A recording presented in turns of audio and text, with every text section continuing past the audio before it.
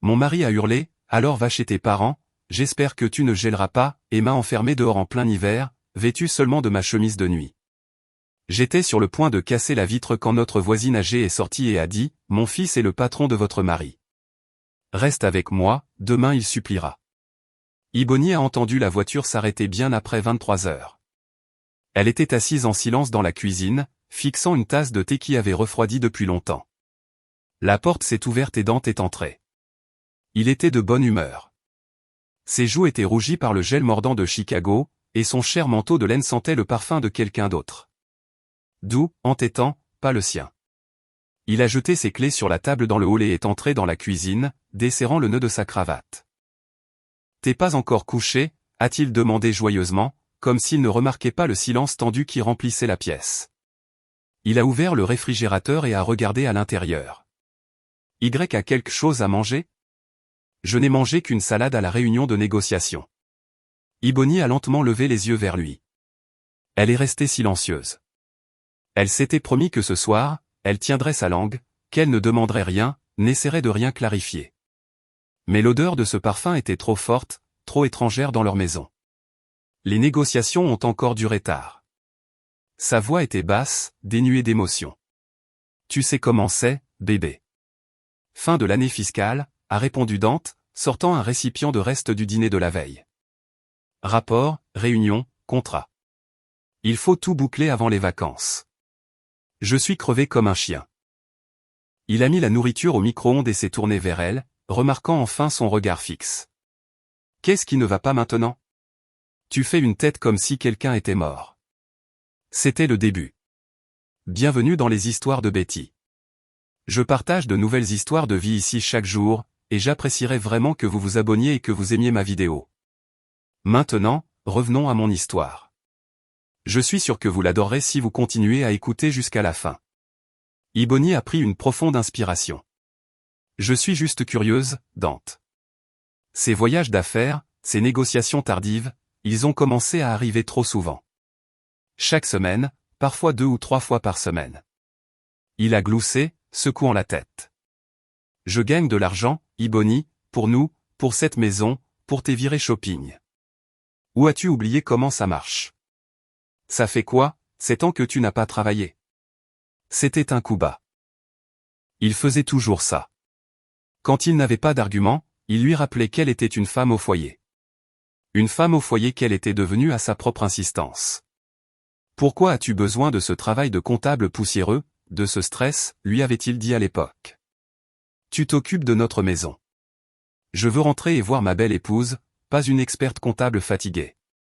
Et elle l'avait cru. Elle avait quitté une brillante carrière, un poste d'auditrice principale dans un grand cabinet, et maintenant il le lui jetait au visage à chaque occasion. Je n'ai pas oublié comment ça marche, a-t-elle répondu d'un ton égal. Je n'ai pas non plus oublié à quoi ressemblent les rapports financiers. J'ai vu le relevé de notre compte joint. Il y a beaucoup de dépenses dans des restaurants où tu prétendais ne pas être et des paiements d'hôtel les jours où tu étais censé dormir au bureau pour finir un projet. Dante a cessé de sourire. Il s'est lentement approché de la table et s'est assis en face d'elle. Ses yeux sont devenus froids comme la glace sur le trottoir dehors. Tu fouilles dans mes comptes. Ce sont nos comptes, a rétorqué Iboni. Ou plutôt, il l'était. Depuis 6 mois, ton salaire va sur un autre compte dont je ne sais rien, et tu ne transfères ici qu'une petite allocation pour les dépenses. Je veux savoir ce qui se passe, Dante.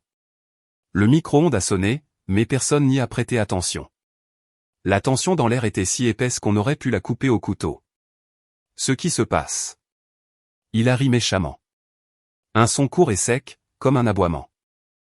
Ce qui se passe, c'est que je travaille comme un esclave pour faire vivre cette famille, cette maison, ce style de vie auquel tu t'es si habitué, et toi, tu restes assise ici toute la journée, à t'ennuyer à mourir, te prenant pour une sorte de détective, fourrant ton nez là où il ne faut pas, ce sont mes affaires.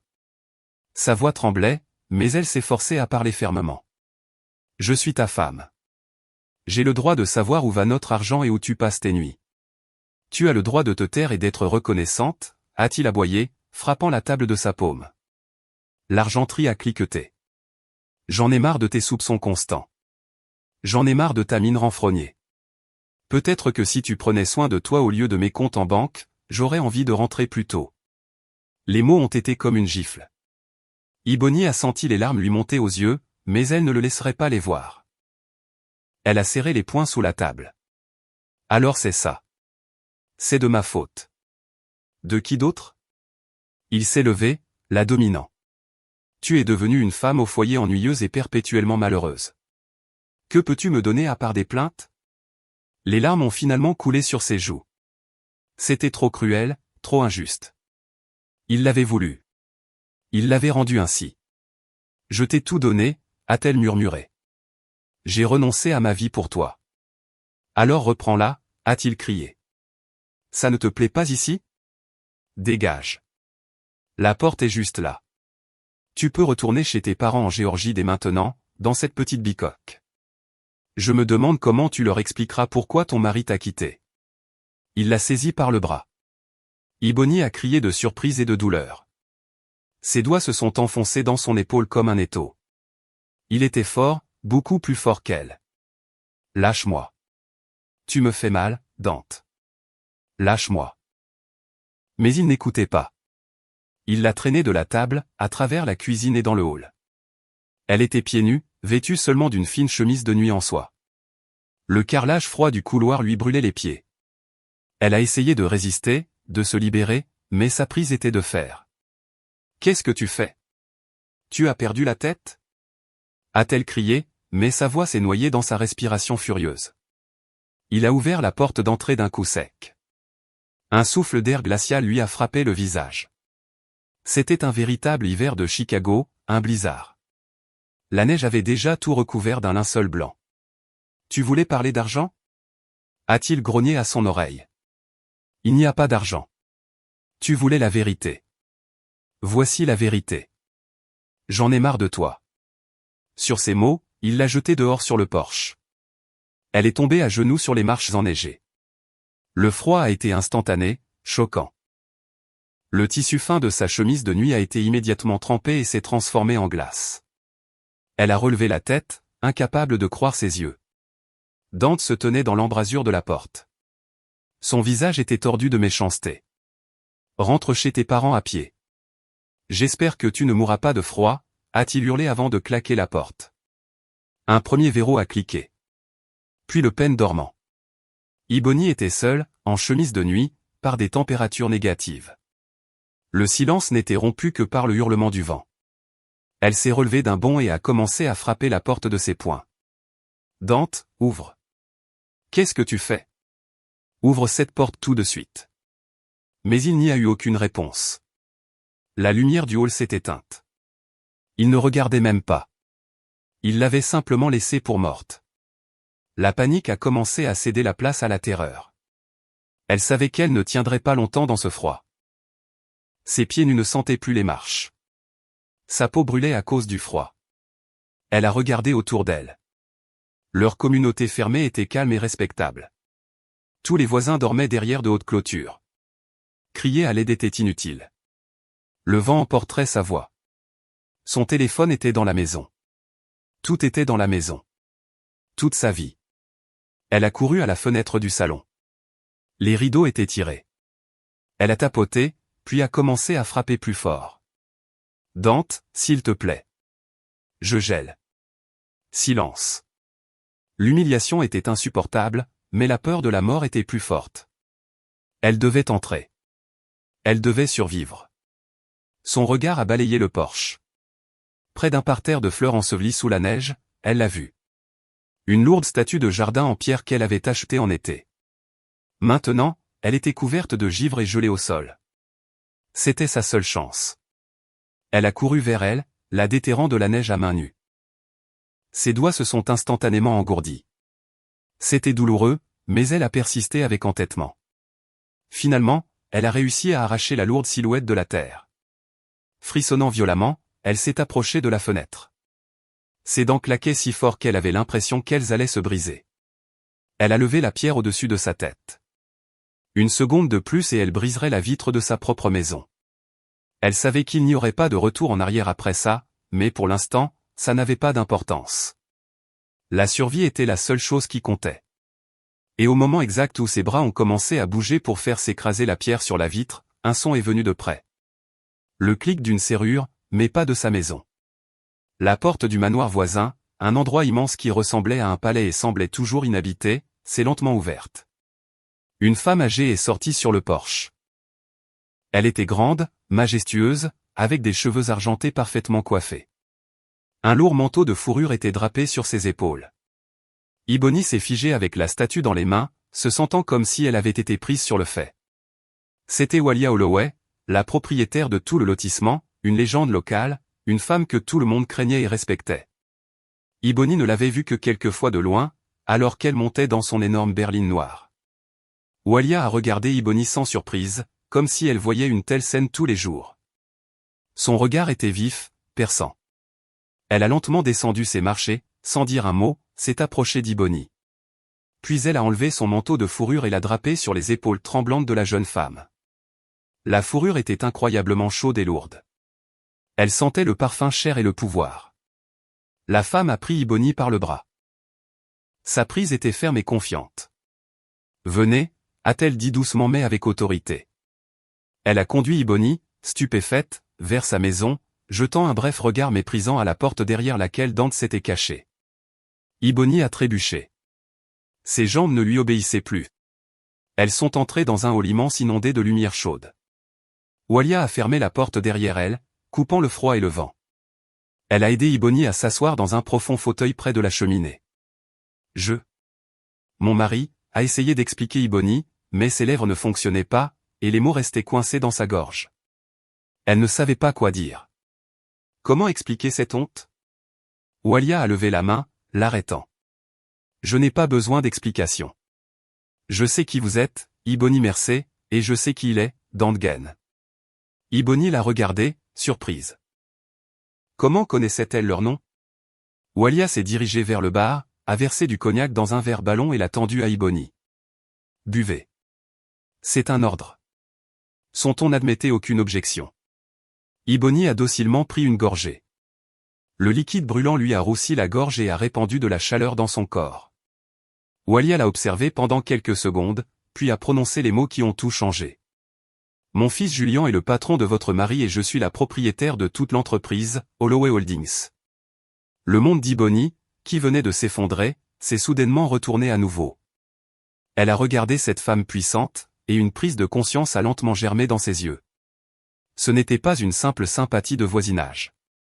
C'était quelque chose de plus.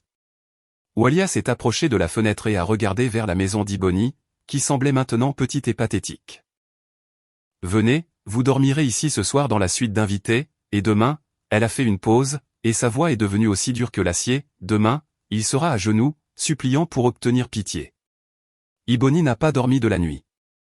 Elle était allongée dans un lit immense dans la chambre d'amis, enveloppée dans une couette en soie, fixant le plafond. Son corps s'était enfin réchauffé, mais à l'intérieur, tout était encore gelé. Les mots d'Walia, autoritaires, promettant vengeance, résonnaient dans sa tête, mais n'apportaient aucun soulagement. Il semblait irréel, tout comme tout le reste de ce qui se passait. La veille au soir encore, elle n'était qu'une épouse, la maîtresse de sa maison. Maintenant, elle était une paria, réfugiée dans le manoir de la femme la plus influente dans la vie de son mari.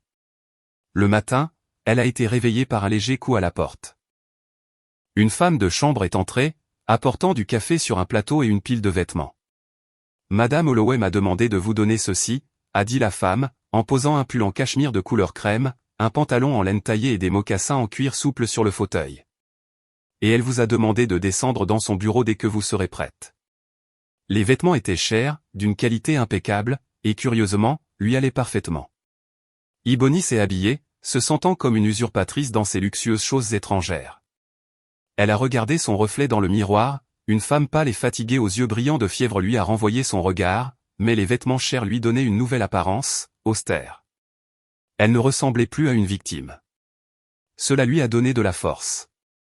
Le bureau d'Walia Holloway était au rez-de-chaussée. C'était une vaste pièce lambrissée de bois sombre avec des bibliothèques du sol au plafond et un bureau en chêne massif. La maîtresse de maison était assise dans un grand fauteuil en cuir, le dos tourné à la cheminée où des bûches crépitaient doucement. Elle a indiqué à Ebony une chaise en face d'elle. « Asseyez-vous, Ebony. » Ebony s'est assise sur le bord, redressant son dos. Mon fils sera là d'une minute à l'autre, a annoncé Walia comme si elle discutait de la livraison du courrier. Et juste après lui, votre mari. Je veux que vous soyez présente pour cette conversation. Le cœur d'Ebony s'est mis à battre la chamade. Revoir Dante. Elle n'était pas sûre d'être prête. Je ne sais pas quoi dire, a-t-elle murmuré. Vous n'avez rien à dire, a coupé Walia. Je parlerai. Votre travail consiste simplement à vous asseoir ici comme un rappel vivant de ce qui s'est passé. Elles sont restées assises en silence pendant 10 minutes. Puis on a frappé à la porte et un homme d'environ 40 ans est entré. Grand, bien habillé, mais avec un visage pâle et hagard. Il a nerveusement ajusté sa cravate et s'est approché du bureau de sa mère. « Mère, vous m'avez appelé ?» Sa voix était tendue. « Oui, Julian, asseyez-vous. » Walia a désigné une troisième chaise à côté d'Ebony. Julian a jeté un regard rapide et effrayé à Ebony et a immédiatement détourné les yeux. Il s'est assis, essayant de garder le plus de distance possible. Il se sentait clairement extrêmement mal à l'aise. La peur de sa mère était écrite en lettres capitales sur son visage. « Savez-vous qui est cette femme ?» a demandé Walia, fixant son fils droit dans les yeux. « Oui, mère. »« C'est Ebony, la femme de Dante Gaines, a-t-il répondu doucement. « Bien que vous le sachiez, a-t-elle hoché la tête. »« Parce que dans quelques minutes, Gaines lui-même sera ici. Je l'ai convoqué aussi. » Julian est devenu encore plus pâle. « Mère, peut-être que nous ne devrions pas. Ce sont leurs affaires de famille. Peut-être que je peux lui parler moi-même. » D'homme à homme.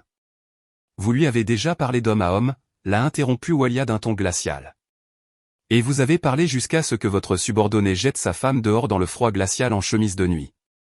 Vous ne parlerez plus. Vous écouterez.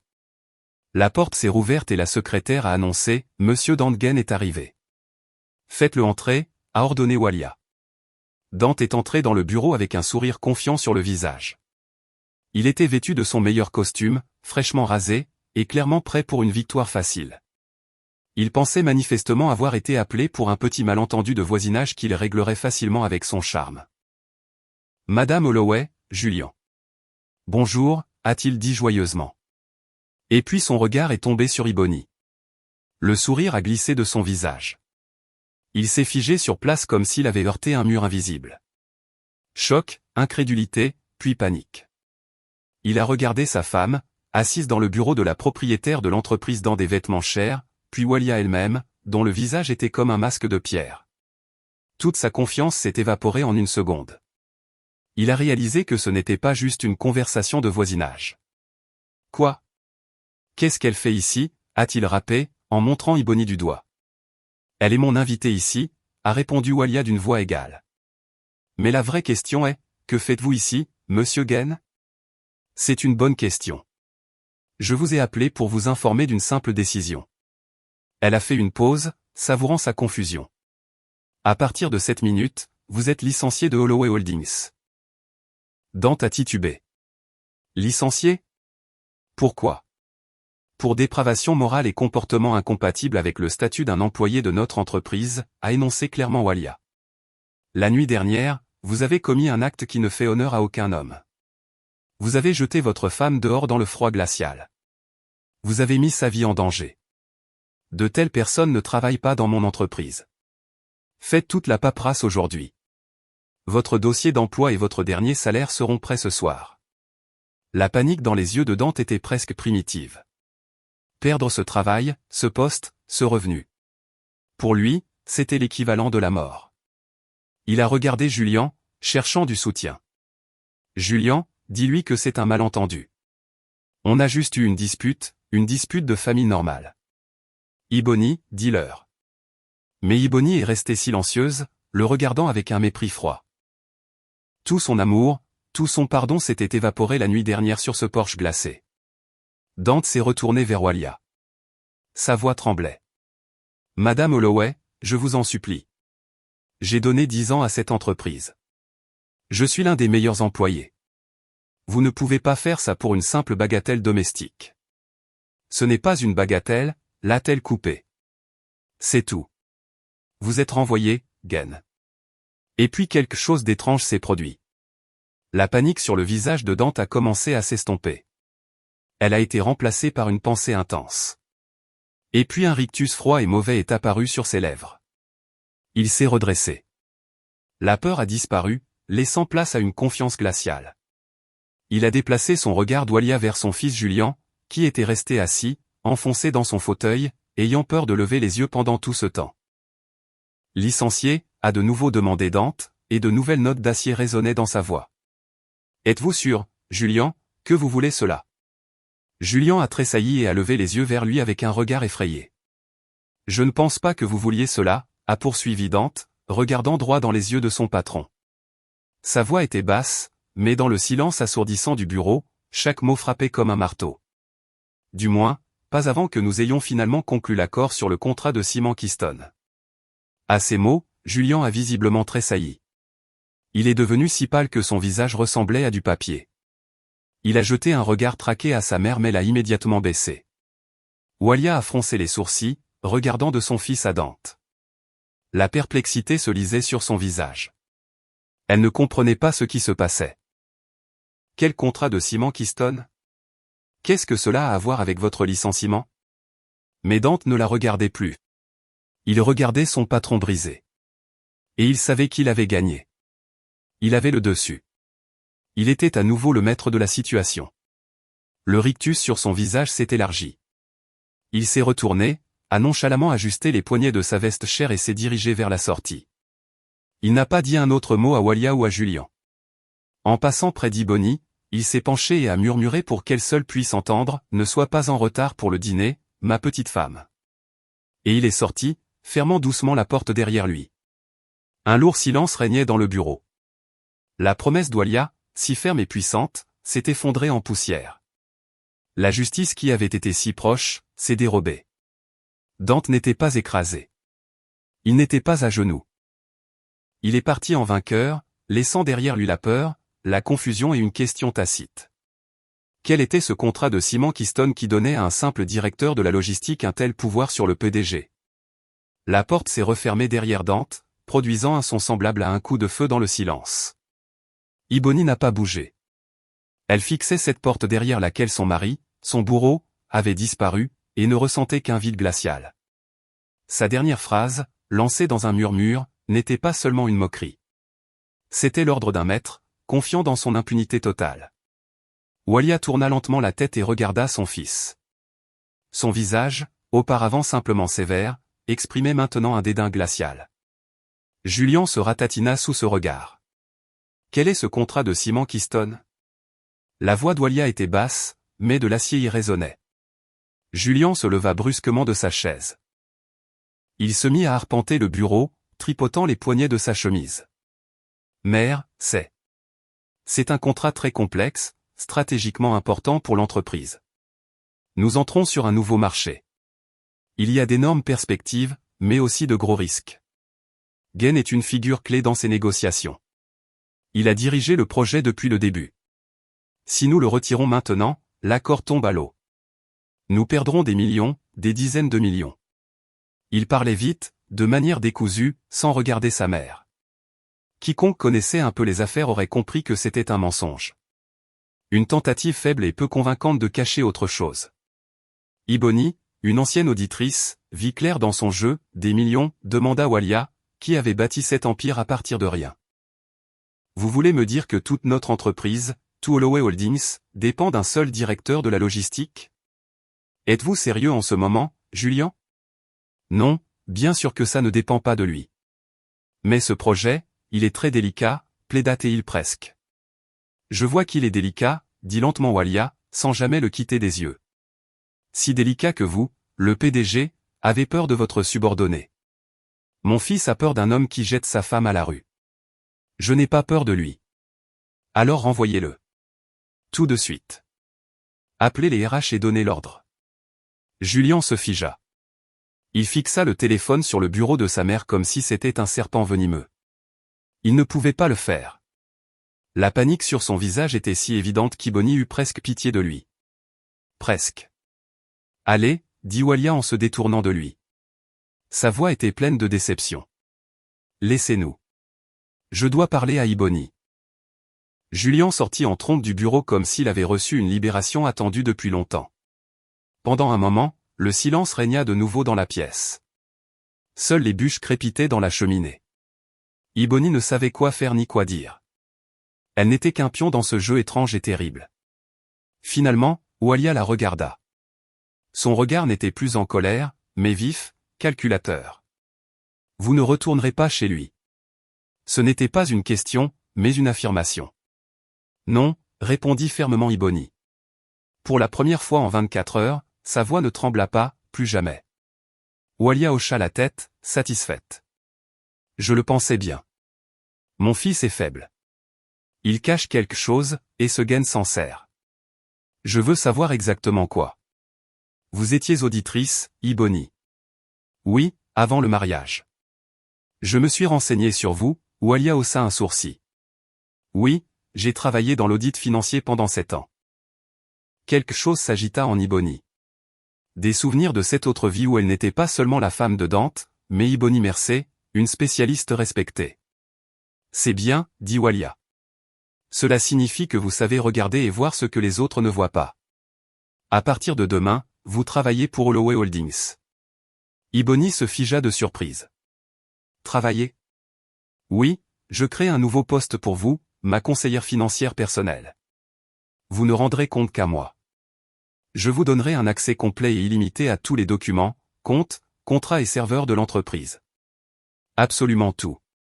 Votre tâche est de trouver la saleté. Trouvez le levier que votre mari utilise pour tenir mon fils et le briser.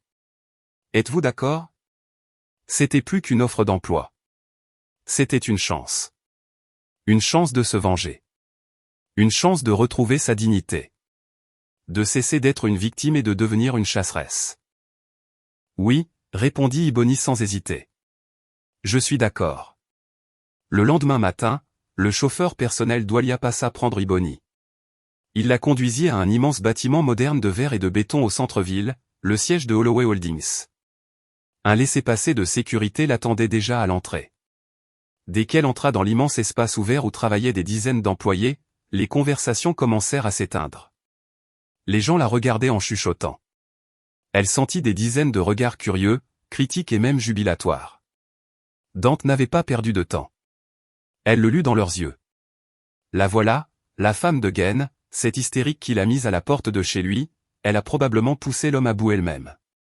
Cela faisait mal, mais la colère était plus forte. Elle marcha la tête haute, regardant droit devant elle vers les ascenseurs menant à l'étage de la direction. On lui attribua un petit bureau privé avec une paroi en verre, juste à côté de la réception du PDG. Julien l'évita avec diligence toute la journée. Il passait en courant devant son bureau, le nez dans son téléphone, faisant semblant de ne pas la remarquer. Ce n'est que vers midi que le chef du service informatique, un jeune homme nerveux avec des lunettes, entra. « Madame Mercé », commença-t-il en bégayant. Madame Holloway a donné l'ordre. Voici vos identifiants de connexion. Vous avez un niveau d'accès maximal, administrateur complet. Vous verrez absolument tout. Si vous avez besoin de quoi que ce soit, demandez simplement. Il lui tendit une enveloppe scellée et se dépêcha de partir comme s'il avait peur d'être infecté. Iboni se retrouva seule. Elle s'assit au bureau, alluma l'ordinateur et entra le mot de passe. Ignorant l'hostilité derrière la paroi de verre, elle se plongea dans le travail, dans le monde des chiffres, des contrats et des transactions, un monde qu'elle avait autrefois connu et aimé. Elle commença par le contrat de ciment Keystone. Heure après heure, elle étudia les documents. À première vue, tout ressemblait à un projet majeur standard. Accord de fourniture, facture, manifeste d'expédition. Mais son œil exercé commença à remarquer des bizarreries. Les prix du gravier et des barres d'armature étaient gonflés de 40% par rapport au taux du marché. Les services de transport étaient fournis par une société écran éphémère enregistrée un mois plus tôt, et le coût de ces services était tout simplement astronomique. L'argent allait sur les comptes d'entrepreneurs douteux et était immédiatement retiré en espèces. Le soir, Iboni avait le tableau complet. Le projet Keystone n'était pas seulement un échec. C'était un gigantesque stratagème bien organisé pour siphonner l'argent de l'entreprise. Les pertes se chiffraient déjà en millions. C'était plus que suffisant pour licencier Dante pour faute grave et même engager une procédure pénale pour fraude. Mais quelque chose n'allait pas. La peur de Julien. Cela ne ressemblait pas à la peur d'un manager qui a raté un projet. Même si sa mère découvrait ses pertes, il pourrait tout rejeter sur Dante. Se faire passer pour trompé et incompétent, mais rien de plus. Non, Dante le tenait avec autre chose, quelque chose de personnel, de honteux. Le bureau se vida. Il fit nuit dehors. Ebony continua de s'asseoir devant le moniteur. Si le levier n'était pas dans les documents officiels, alors il était ailleurs. Elle commença à passer méthodiquement au peigne fin l'ensemble du serveur de l'entreprise. Elle utilisa ses droits d'administrateur pour consulter les dossiers personnels des employés, les archives de mai, les journaux système. Elle chercha des mots-clés, gain, keystone, dette, chantage. Les heures passèrent, ses yeux lui faisaient mal à force de se fatiguer. Et puis, au cœur de la nuit, dans l'un des dossiers système où les utilisateurs ordinaires ne regardent jamais, elle le trouva. Un répertoire caché au nom anodin de « Backup 2024 ». À l'intérieur, il n'y avait qu'un seul fichier. Un fichier vidéo avec un nom long composé de chiffres ressemblant à une date et une heure. L'année était celle de l'an dernier. Le cœur d'Ebony s'accéléra. Elle mit les écouteurs qu'elle trouva dans le tiroir du bureau et double-cliqua sur le fichier. Un lecteur vidéo s'ouvrit. L'image était granuleuse, en noir et blanc, filmée par une caméra de surveillance quelque part près du plafond. La caméra montrait une table dans un box isolé d'un restaurant chic. Julien était assis à table. Il regardait nerveusement autour de lui, vérifiant constamment sa montre. Une minute plus tard, un autre homme entra dans le box, quelqu'un qu'Ebony ne connaissait pas. Il avait l'air très confiant. Les hommes échangèrent de brèves salutations. L'étranger ouvrit sa mallette et sortit quelque chose enveloppé dans un tissu sombre. Il le posa sur la table. Puis il dit quelque chose à Julien, en montrant le paquet. Julien hésita. Il regarda le paquet, puis son compagnon. Finalement, il hocha lentement la tête. Il prit le paquet et le cacha rapidement dans sa mallette. Les hommes se serrèrent la main et l'étranger partit. Ebony rembobina la vidéo et la mit en pause au moment où la caméra montrait un gros plan du visage du second homme. Elle fit une capture d'écran et lança l'image dans un moteur de recherche. Une seconde plus tard, elle sut qui c'était. C'était le directeur commercial de leur principal et plus impitoyable concurrent sur le marché de la construction. Et puis elle remarqua un autre détail. Dans le coin de l'écran se trouvait la date et l'heure de l'enregistrement, il y a presque exactement un an, 2 jours avant que Holloway Holdings ne perde inexplicablement l'appel d'offres pour le développement d'un quartier entier. Un appel d'offres remporté par l'entreprise de ce même concurrent. Tout s'emboîta. C'était un pot de vin, un énorme pot de vin en espèces. Le PDG Julien Holloway a vendu son entreprise, et Dante Gain a somehow obtenu cet enregistrement et est resté assis dessus pendant toute une année comme une araignée sur une mouche, aspirant lentement des millions de l'entreprise par le biais de projets fictifs, sachant que son patron ne dirait pas un mot. Il le tenait complètement sous son contrôle. Ebony se pencha en arrière dans sa chaise. Des sueurs froides perlèrent sur son front. Elle regarda le visage figé de Julien à l'écran, cachant la mallette avec le pot de vin, et réalisa que tout était bien pire qu'elle ne le pensait. Son ennemi n'était pas seulement un mari tyran et cruel. Son ennemi était tout ce système pourri bâti sur la peur, la faiblesse et la trahison. Et Walia Holloway n'en avait même pas la moindre idée. Ebony resta assise dans le bureau vide et résonnant, regardant l'écran où le visage de Julien Holloway était figé. Elle copia le fichier vidéo sur une clé USB qu'elle trouva dans le tiroir du bureau, puis supprima l'original du dossier et effaça l'historique de ses actions sur le serveur. L'instinct de l'ancienne auditrice fonctionna parfaitement. Sécuriser les preuves d'abord. Elle éteignit l'ordinateur et se leva. Ses jambes étaient comme du coton. Une seule pensée martelait sa tête. Ce n'était pas une question d'argent. L'affaire Keystone n'était qu'un écran de fumée, un rideau derrière lequel Dante cachait le véritable matériel de chantage. Il ne volait pas seulement de l'argent. Il tenait le PDG, le fils de la propriétaire, à la gorge. Julien n'était pas seulement faible, il était corrompu. Ebony prit le premier taxi matinal qu'elle put appeler pour retourner au manoir d'Walia. Elle ne réveilla pas la maîtresse de maison. Elle se rendit tranquillement dans sa chambre d'amis et s'allongea, mais le sommeil ne vint pas. Elle resta les yeux ouverts, et la scène silencieuse du pot de vin se rejoua encore et encore devant elle. Maintenant, elle comprenait tout, comprenait la peur primitive de Julien, comprenait le rictus arrogant de Dante. Il était invulnérable parce qu'il était couvert par la seule personne qui aurait dû le punir. Elle se leva, prit une douche et enfila à nouveau les vêtements stricts et étrangers. Elle devait décider quoi faire ensuite. Montrer cette vidéo à Walia. Cela signifierait détruire Julian. Pas seulement le renvoyer, mais peut-être l'envoyer en prison. Cela provoquerait un scandale monstrueux qui pourrait ébranler tout Holloway Holdings. La réputation de l'entreprise serait détruite. Que adviendrait-il alors de centaines d'employés ordinaires? Et si elle se taisait? Alors Dante continuerait à pomper de l'argent de l'entreprise en toute impunité, se cachant derrière la peur de Julian.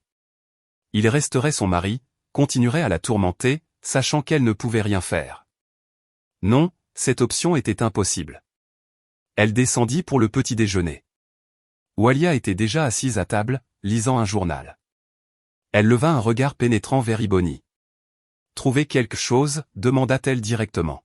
« J'ai trouvé beaucoup d'incohérences dans les documents de Keystone Cement. Les pertes se chiffrent en millions. » « C'est suffisant pour un licenciement et une enquête », répondit prudemment Ebony. Walia posa le journal. « Je ne vous demande pas ça.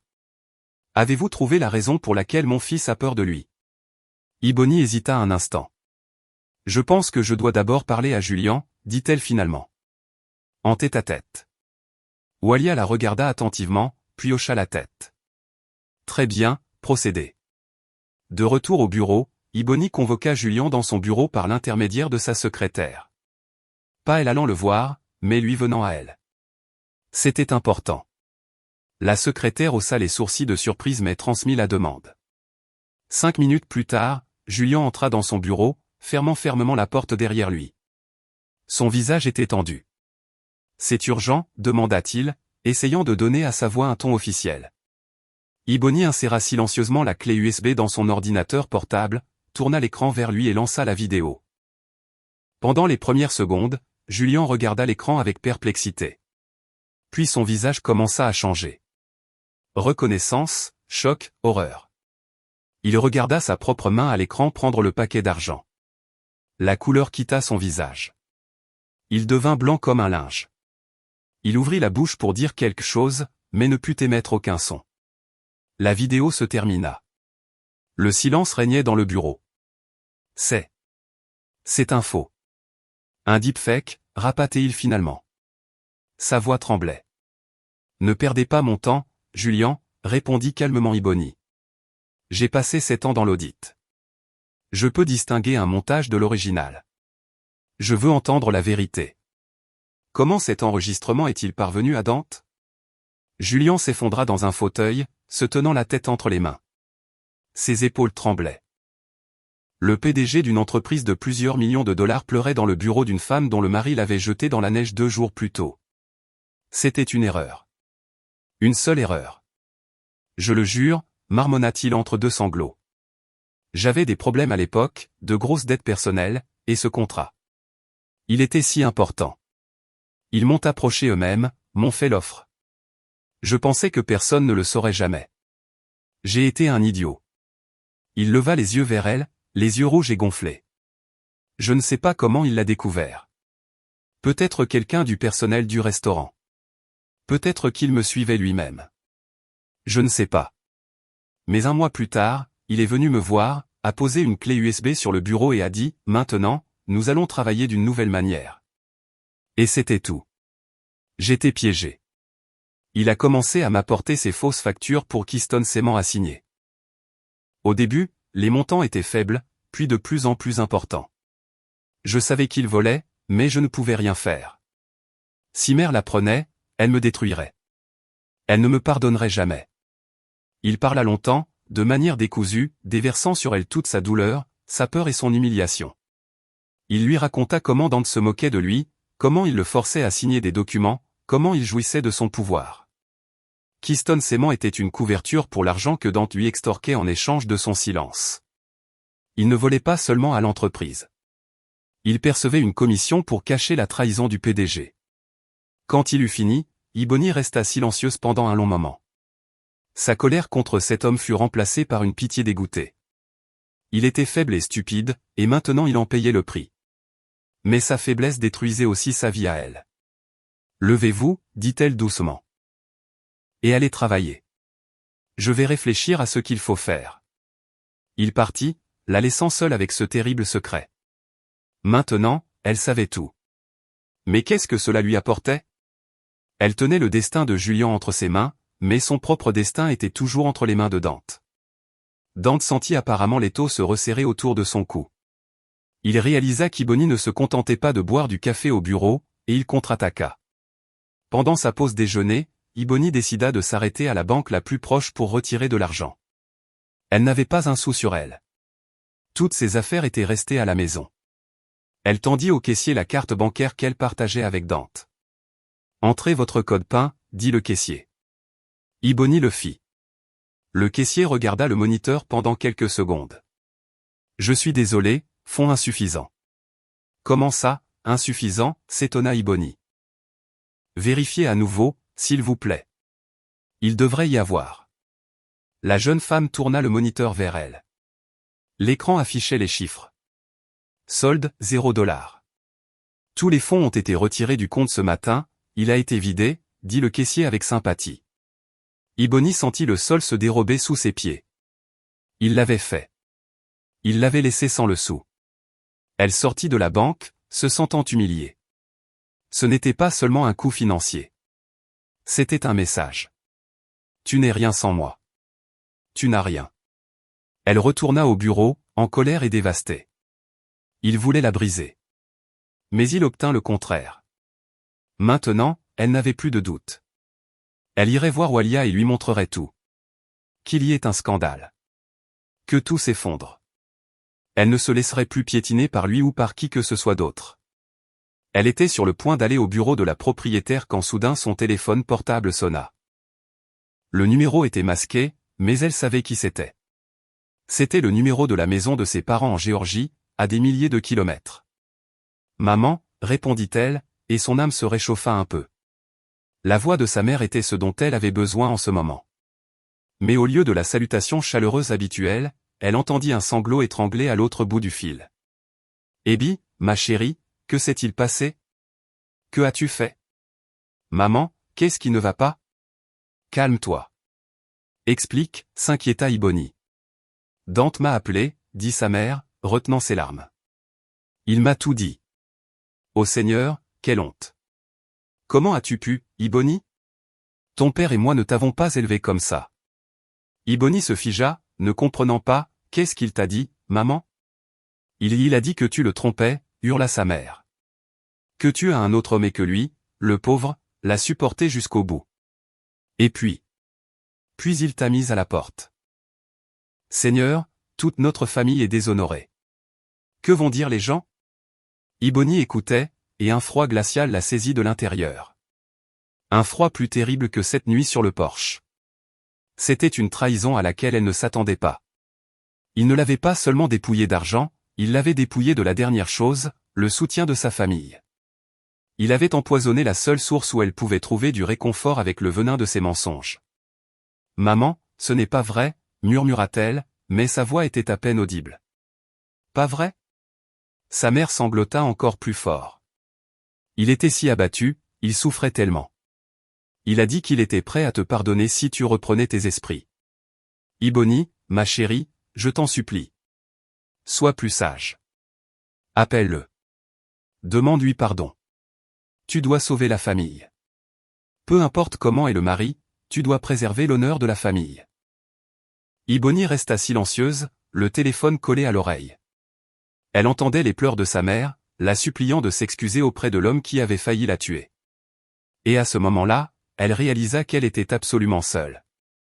Dans le monde entier, il ne lui restait personne. Dante avait gagné. Il l'avait complètement isolée. Iboni baissa lentement le téléphone. Elle ne pleura pas. Les larmes s'étaient taries. Les sanglots de sa mère, la suppliant de sauver l'honneur de la famille, sonnaient comme une condamnation à mort pour sa vie passée. Là-bas, dans cette petite ville de Géorgie, elle avait déjà été jugée et enterrée. La trahison de sa mère, croyant aveuglément au mensonge, fut le coup de grâce qui ne la brisa pas, mais forgea plutôt quelque chose de nouveau en elle, dur et froid comme de l'acier. Maintenant, il n'y avait plus personne à décevoir ou à offenser. Il n'y avait plus rien à sauver, seulement de la terre brûlée. Et sur cette terre se tenait son ennemi.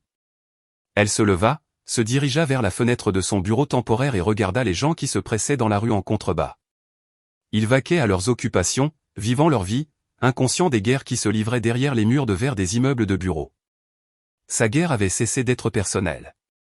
Ce n'était plus seulement une querelle entre une femme trompée et un mari infidèle. Maintenant, elle se battait contre la faiblesse de Julian, le jugement de sa propre famille et les mensonges que Dante avait si habilement tissés autour d'elle. Pour gagner, elle avait besoin d'une arme. Une arme irréfutable qui le détruirait complètement sans blesser ceux qui n'étaient coupables que de l'acheter. La vidéo du pot de vin était une telle arme, mais trop sale. Elle pouvait exploser dans ses propres mains, ensevelissant toute l'entreprise sous les décombres. Non, elle prendrait un autre chemin. Un chemin plus propre, plus professionnel. Elle sortit résolument du bureau et se dirigea vers celui d'Walia.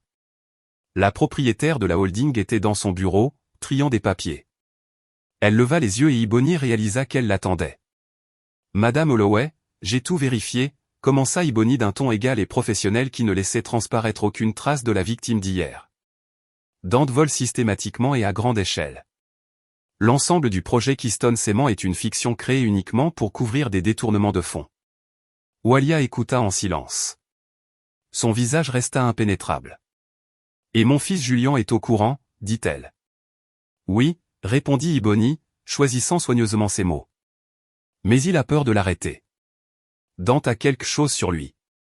Je ne sais pas exactement quoi, mais ce chantage a complètement paralysé la volonté de Julian. Il est son otage. » C'était une vérité partielle, la partie la plus sûre. Elle vit les lèvres d'Walia trembler au mot « Mon fils est un otage ». La douleur maternelle se mêlait à la fureur d'une propriétaire trompée. « Laissez-moi continuer », dit fermement Iboni. « Je dois trouver non seulement des preuves indirectes dans les factures. Je dois trouver le point final, où va exactement l'argent volé. Je trouverai le compte sur lequel il le siphonne. Je vous fournirai des preuves qui ne pourront être contestées. » Walia la regarda pendant une longue minute. Elle voyait devant elle non pas une femme écrasée, mais une professionnelle concentrée et en colère, et ce professionnalisme commandait son respect. « Bien, dit-elle finalement. Trouvez-le. Vous avez toute autorité. » De retour à son bureau, Iboni se replongea dans le travail avec une énergie renouvelée. Elle mit de côté toutes les émotions. Maintenant, ce n'était qu'une tâche. Complexe, mais faisable. Elle rouvrit les dossiers de Keystone Cement et commença à dénouer le nœud. Elle traqua chaque paiement envoyé aux sociétés écrans. Puis, utilisant ses droits d'administrateur, elle entra dans le système client de la banque par lequel passaient toutes les transactions financières de la holding. Elle consulta les archives et vit toute la chaîne.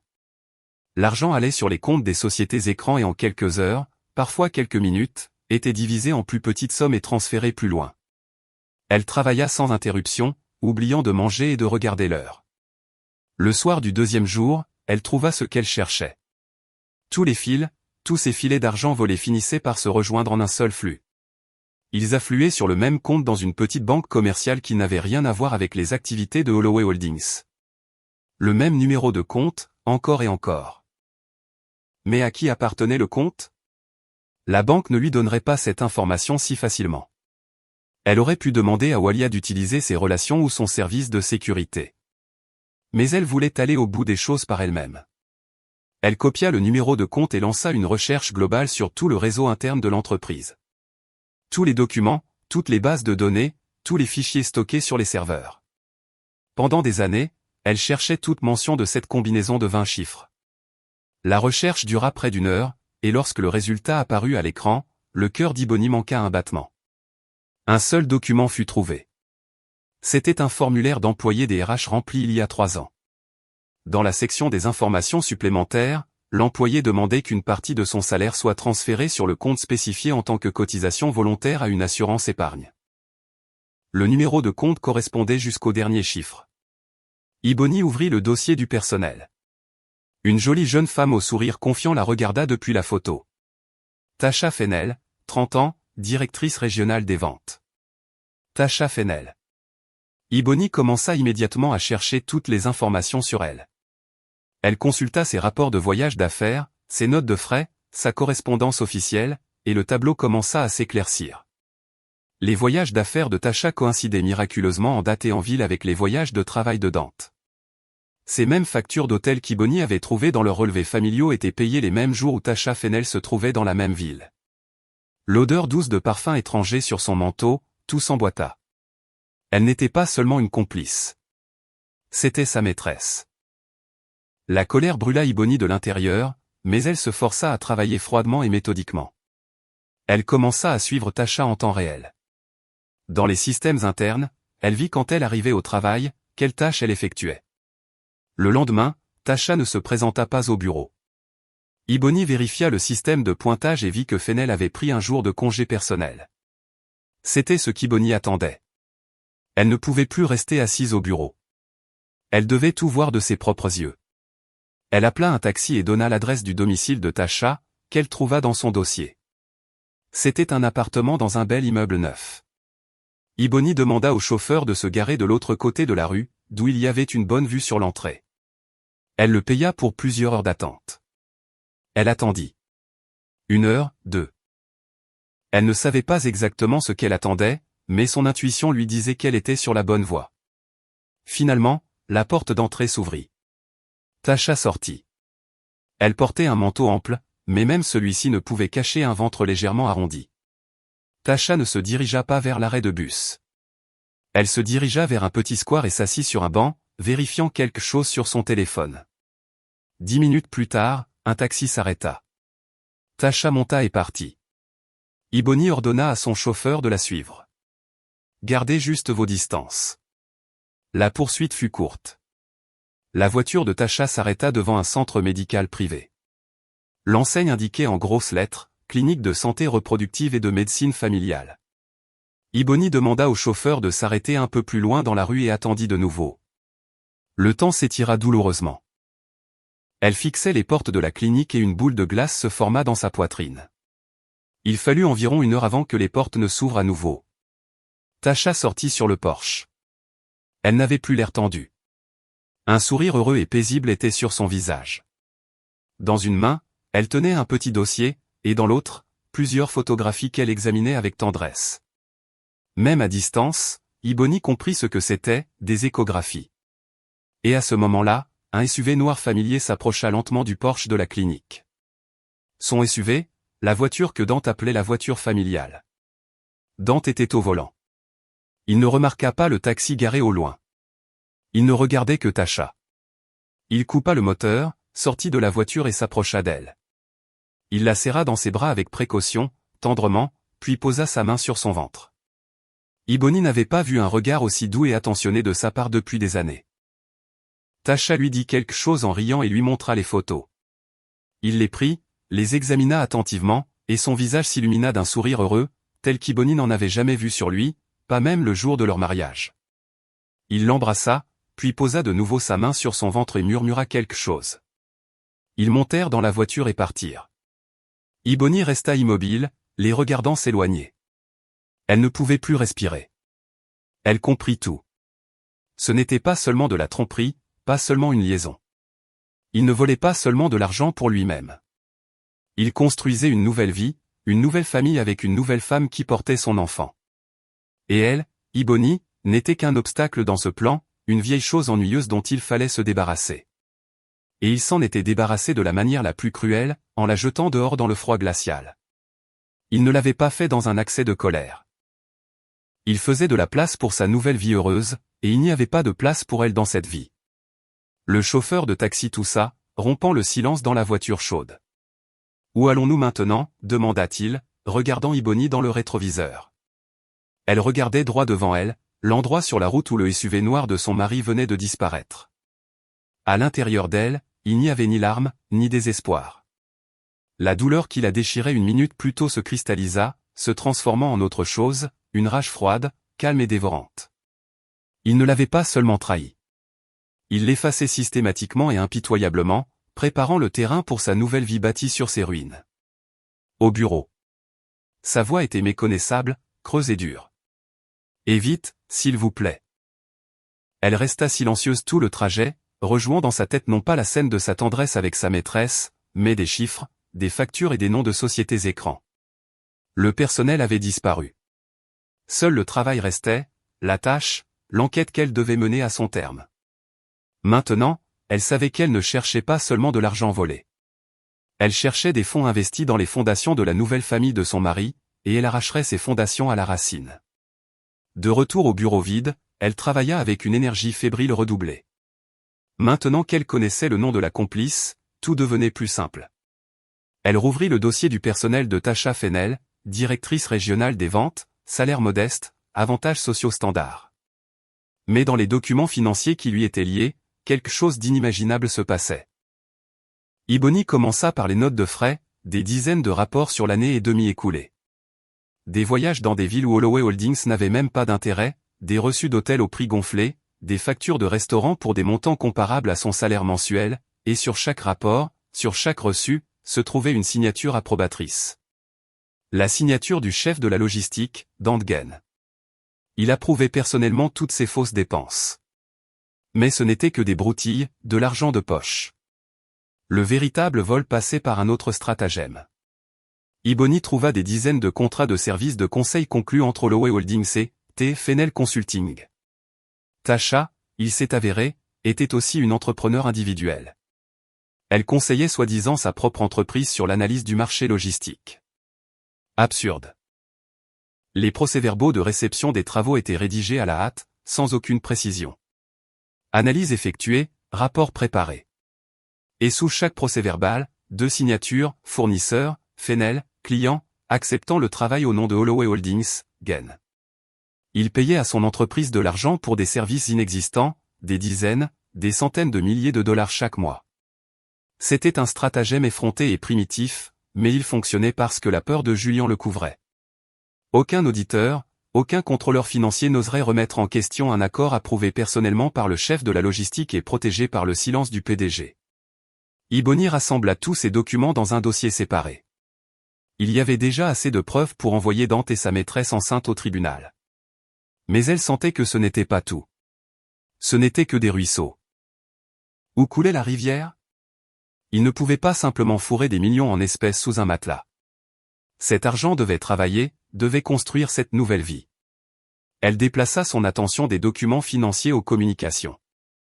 En utilisant son accès administratif, elle obtint un accès complet à l'email professionnel de Tasha et à tout ce qui était stocké sur son ordinateur de travail. Elle commença par rechercher des mots-clés, compte, virement, achat, immobilier. Rien. Ils étaient assez intelligents pour ne pas en discuter dans les emails professionnels. Puis Ebony alla plus loin. Elle lança un programme de récupération de fichiers sur le lecteur réseau de Tasha pour trouver les fichiers supprimés. C'était un long processus. Heure après heure, une barre verte rampait sur l'écran tandis qu'Ebony la regardait sans ciller. Et tard dans la nuit, le programme se termina. Une liste de centaines de documents supprimés apparut devant elle. Vieux rapports, présentations inutiles, photos personnelles. Elle commença à tout examiner méthodiquement dans l'ordre, et elle le trouva. Tout au bout de la liste se trouvait un fichier discret supprimé il y a plus de 6 mois.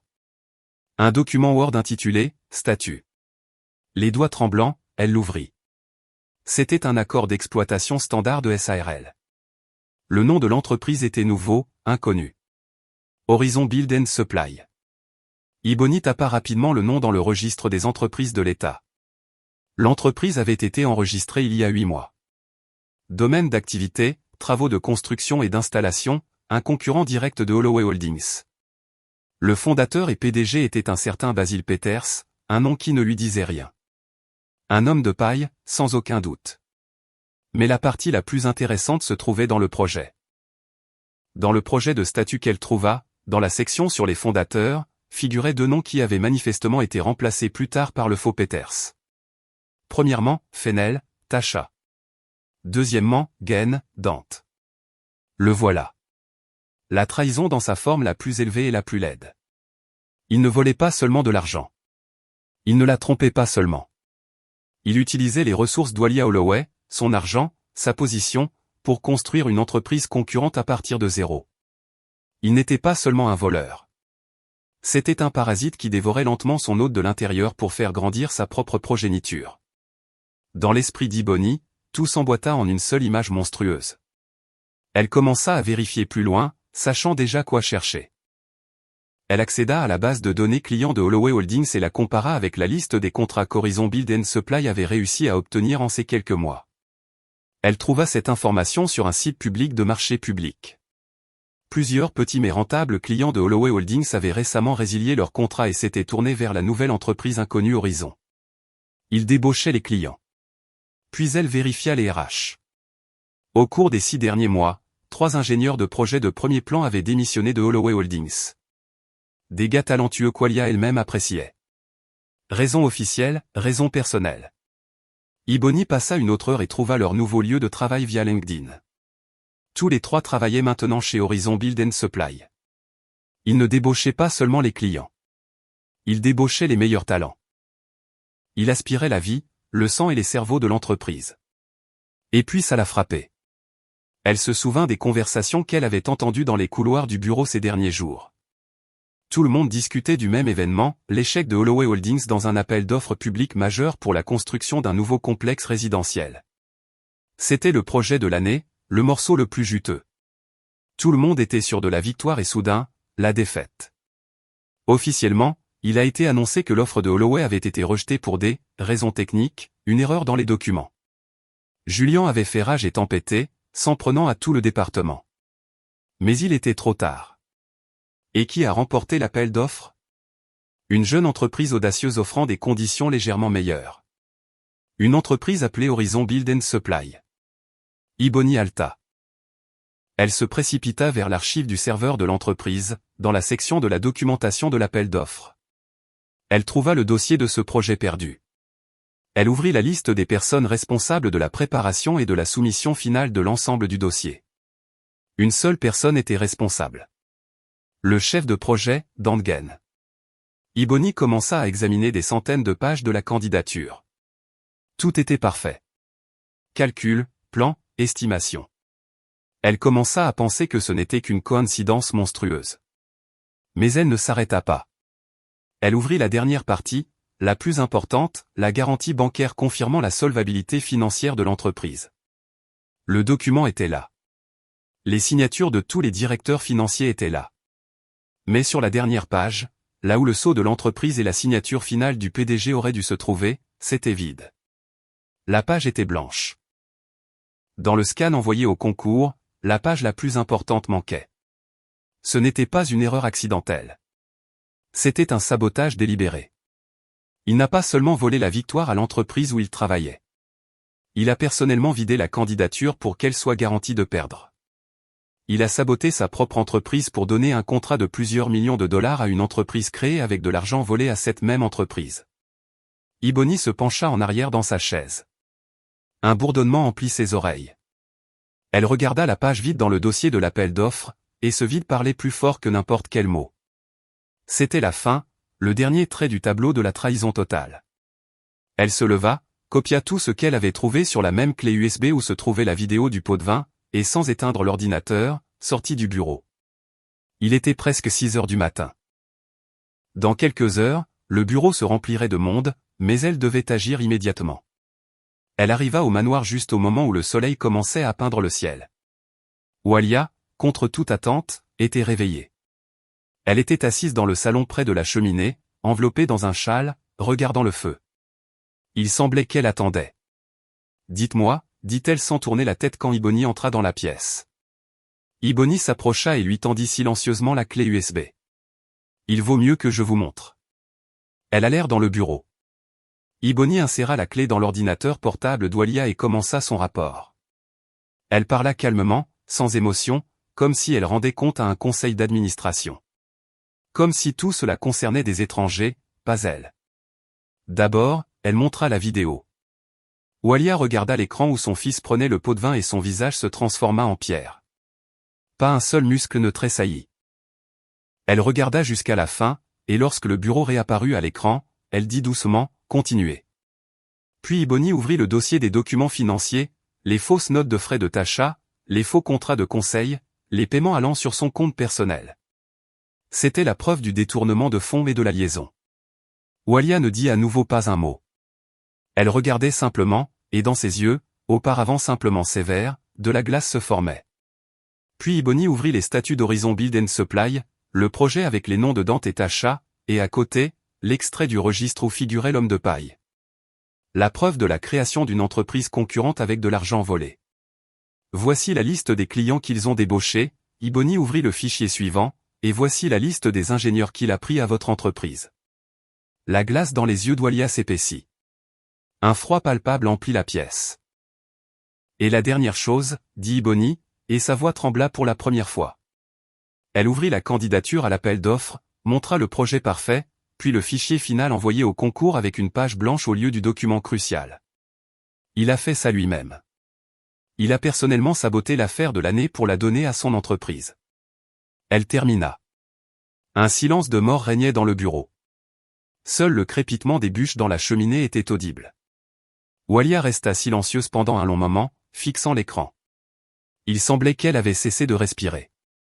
Puis elle tourna lentement la tête vers Iboni. La rage gelée dans ses yeux était si intense qu'Iboni eut peur. Ce n'était pas seulement la colère d'une femme d'affaires trompée. C'était la fureur d'une matriarche dont la famille, l'héritage, l'œuvre de toute une vie, quelqu'un avait tenté de piétiner et de détruire de l'intérieur. Le gala annuel des bâtisseurs, dit-elle finalement. Sa voix ressemblait au grincement des glaciers. C'est dans 3 jours. Iboni ne comprenait pas pourquoi elle disait ça. Oui, je sais. Il y sera, poursuivit Walia en se levant. Il viendra certainement. Il viendra pour savourer son triomphe, pour regarder dans les yeux mon fils qu'il tient en laisse, pour rire de notre perte dans l'appel d'offres. Il viendra pour se délecter de sa victoire. Elle se dirigea vers la fenêtre et regarda le lever du soleil. Et il sera détruit. Elle se retourna. Il n'y avait plus de glace dans ses yeux. Le feu y flamboyait. Vous préparerez une présentation, Iboni. Courte, claire, mortelle. Avec toutes ses preuves. Nous n'irons pas à la police. Pas maintenant. D'abord, il y aura le tribunal de l'opinion publique. Vous montrerez cela au gala, devant tout le conseil d'administration, devant tous les cadres supérieurs, devant les meilleurs employés de l'entreprise, devant tous ceux dont il apprécie tant le respect. Nous ne détruirons pas seulement son entreprise, nous réduirons sa réputation, son nom, en poussière. Pendant les 2 jours suivants, Iboni ne quitta pas la chambre d'amis. Elle travailla sur la présentation. Elle sélectionna les preuves les plus accablantes, les arrangeant dans une chaîne logique impossible à rejeter. D'abord, la vidéo avec le pot de vin, expliquant pourquoi tout cela est devenu possible. Puis la fraude financière, puis la création de l'entreprise concurrente, et enfin le sabotage de l'appel d'offres comme l'apothéose de la trahison. Chaque diapositive était comme un clou enfoncé dans le cercueil de sa carrière. Le soir avant le gala, on frappa à sa porte.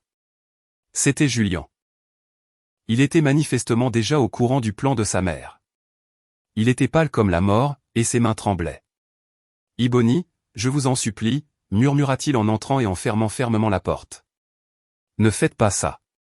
S'il vous plaît, réglons tout cela discrètement. Nous le renverrons.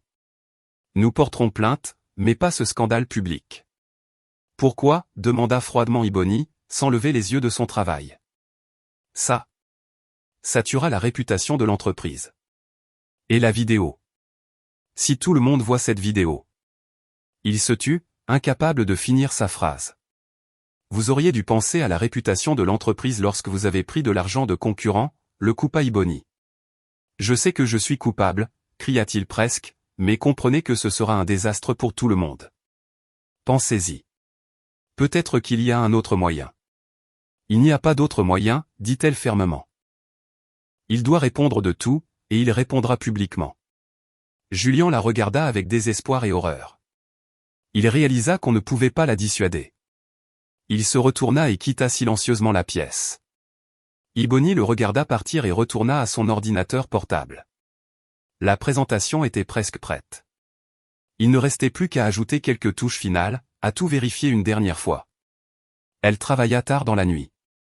Finalement, vers 2 heures du matin, elle décida que tout était prêt. Parfait.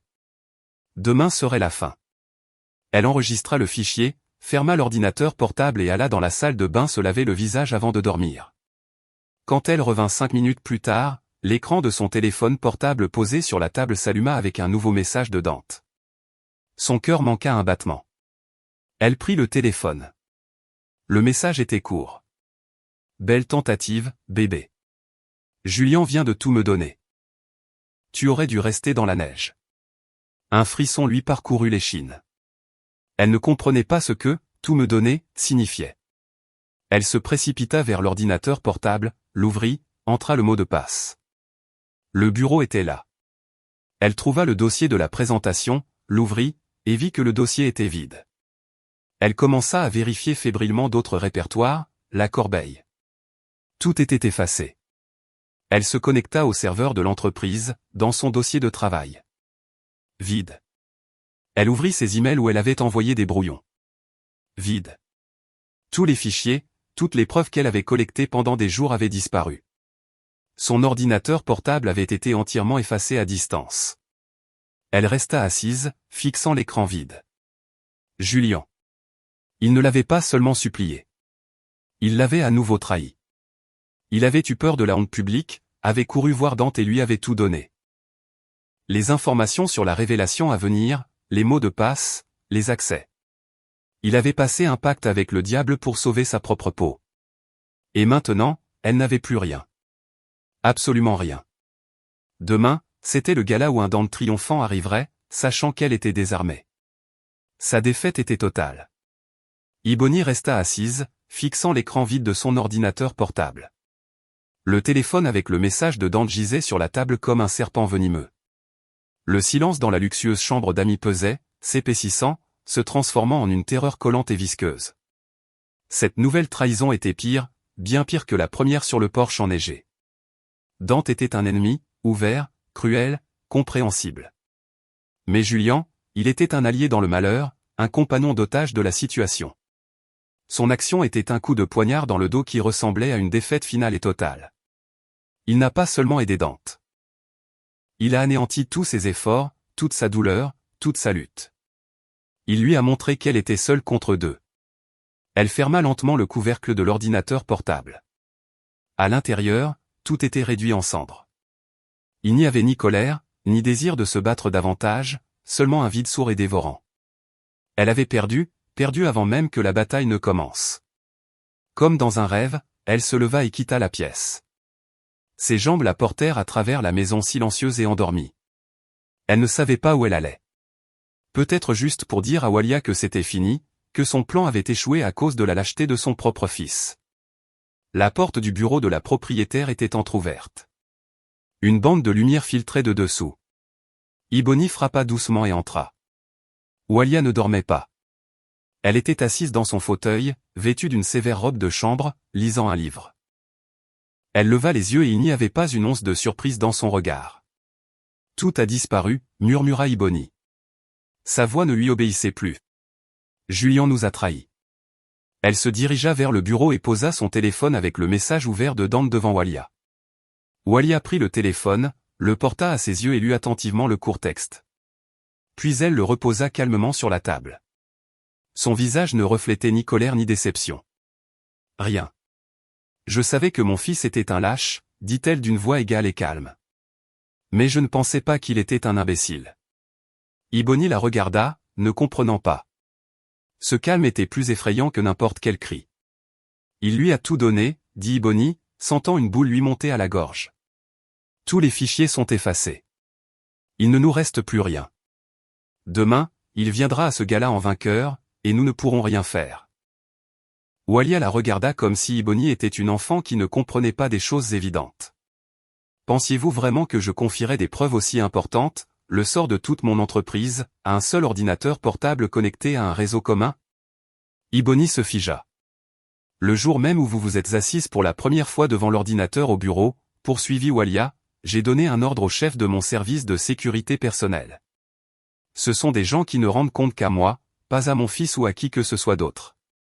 Ils ont installé un système qui a reflété chaque action que vous avez entreprise en temps réel. Chaque fichier ouvert et enregistré.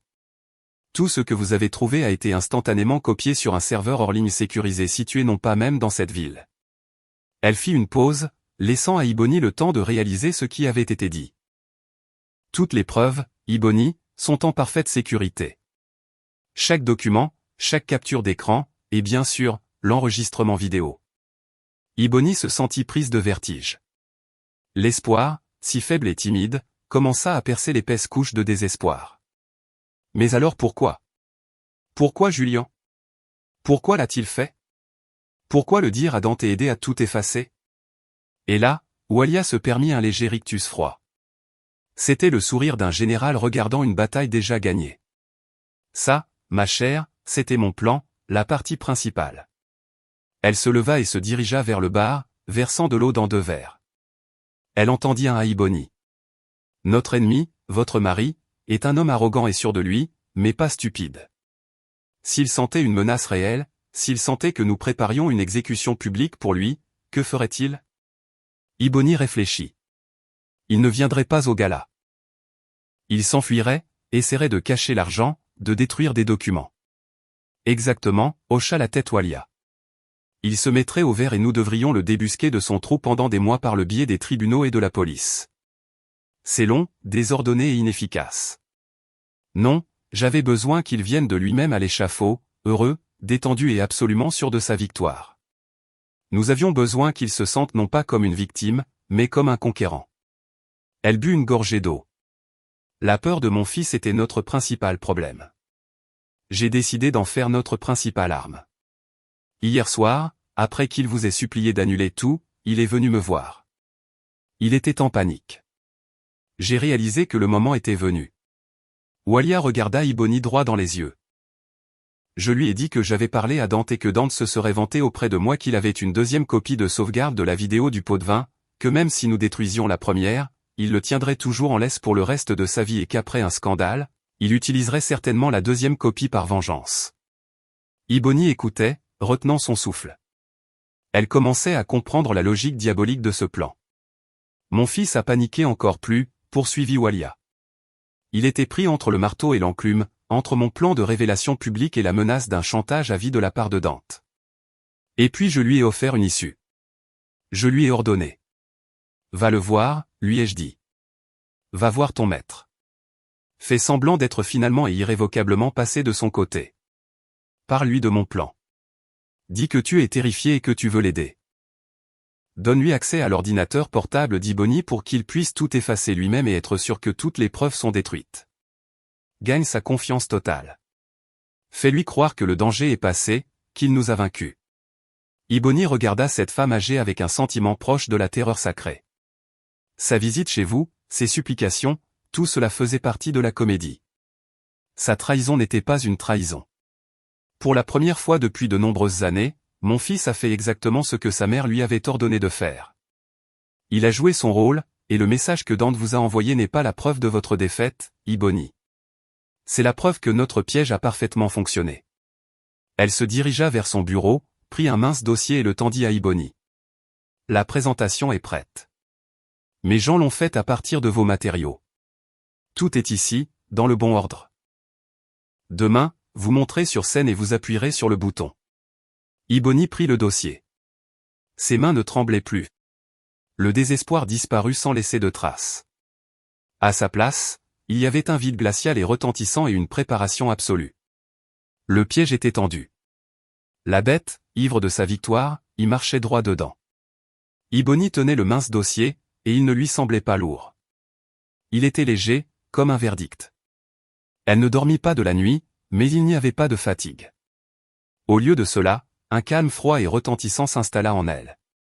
Elle n'était pas seulement une invitée, pas seulement une victime, pas seulement une vengeresse. Elle était un instrument, une arme parfaitement aiguisée entre les mains d'une femme qui ne perdait jamais. La salle de bal du meilleur hôtel de la ville était magnifique. D'immenses lustres en cristal inondaient de lumière des centaines d'invités en robes de soirée et costumes chers. Un orchestre jouait en direct. Des serveurs circulaient avec du champagne. C'était le triomphe de Holloway Holdings, une célébration de la force et du succès, même malgré la récente perte malheureuse de l'appel d'offres. Iboni entra dans la salle avec Walia. Elle portait une robe élégante et sévère de couleur bordeaux foncé fournie par l'hôtesse. Elle resta derrière Walia, dans son ombre. Tous les yeux, bien sûr, étaient fixés sur la matriarche, mais certains reconnurent Iboni et commencèrent à chuchoter. Elle sentit leur regard mais n'y prêta aucune attention. Aujourd'hui, il n'était pour elle que du décor. Dante était au centre de la pièce. Il était le roi de la soirée. Il riait, acceptait les félicitations, serrait des mains. Beaucoup s'approchaient de lui et lui tapaient sympathiquement sur l'épaule. « Ne t'inquiète pas pour cet appel d'offres, Dante. Tu as fait tout ce que tu pouvais. Nous savons combien d'efforts tu y as mis. » Et il hochait la tête avec un sourire reconnaissant et modeste, un sourire de Judas. À un moment donné, leurs regards se croisèrent. Il la vit debout à côté d'Oilia. La surprise traversa son visage, suivi d'un rictus méprisant et triomphant. Il quitta ses interlocuteurs et se dirigea droit vers elle d'une démarche nonchalante. Oilia s'était éloigné pour parler à quelqu'un du conseil d'administration, laissant Iboni seul. « Je ne m'attendais pas à te voir ici, dit-il doucement en s'approchant. Il sentait le parfum cher et le succès. Tu as décidé de venir voir comment vivent les vrais gens ? Iboni resta silencieuse, le regardant droit dans les yeux. Son calme semblait le déstabiliser. Il s'attendait à de la peur, des larmes, de l'humiliation. Le chat t'a mangé la langue, siffla-t-il. C'est ça, tu n'as rien à dire. Au fait, je te dirais bien de rentrer chez toi, mais tu n'en as pas, c'était sa dernière parole, la dernière goutte de poison. Mais ça ne marcha pas. Iboni sourit juste légèrement. Ce sourire, calme et un peu triste, le décontenança. Il fronça les sourcils, essayant de comprendre ce qui se passait, mais il était trop tard. La musique s'estompa. L'animateur monta sur scène et annonça que le discours traditionnel serait maintenant prononcé par la fondatrice et propriétaire de l'entreprise, Oilia Holloway. La salle applaudit. Oilia monta lentement sur scène, s'approcha du podium et balaya les invités d'un regard lourd et autoritaire. Les applaudissements s'éteignirent. « Bonsoir, mesdames et messieurs, chers collègues. » Sa voix, amplifiée par le microphone, porta à travers la salle. Chaque année, en ce jour, nous célébrons nos réussites. Mais aujourd'hui, je veux parler non pas du passé, mais de l'avenir. Cette année, l'avenir de notre entreprise a été sauvé. Et il a été sauvé non pas par moi ni par le conseil d'administration, mais par l'intelligence, le courage et la diligence d'une femme. Elle fit une pause, et tout le monde dans la salle se figea de perplexité. Iboni Mercé, veuillez monter sur scène. Des centaines de têtes se tournèrent vers Iboni. Un silence perplexe régnait dans la salle. Dante, debout à proximité, se figea la bouche à moitié ouverte. Il regarda sa femme, qu'il avait jetée dehors dans le froid glacial quelques jours plus tôt, marcher calmement et avec assurance vers la scène sous le regard de toute l'élite de la ville. Iboni monta les escaliers. Oilia lui fit un signe de tête silencieux et s'écarta, la laissant seule au podium. Dans la main d'Iboni se trouvait une petite télécommande pour le projecteur. Elle appuya sur le bouton. Les immenses écrans sur les côtés de la scène, qui affichaient auparavant le logo de l'entreprise, prirent vie, et la première diapositive à apparaître n'était pas un message de bienvenue, mais une photographie agrandie de la signature de Dante Gaines sous l'un des faux procès-verbaux de travaux effectués pour T. Fenel Consulting. Un murmure de confusion parcourut la salle. Dante devint pâle. Iboni appuya de nouveau sur le bouton. Diapositive suivante. Les écrans s'assombrirent et une vidéo commença. Granuleuse, en noir et blanc, un box de restaurant. Julian Holloway regardant nerveusement autour de lui, et un paquet d'argent qu'il cacha dans sa mallette. La salle haleta. Tout le monde se tourna vers Julian, qui se tenait près de la scène, blanc comme la mort. Il ne cacha pas ses yeux. Il regarda l'écran, acceptant sa punition. Bouton. Diapositive suivante.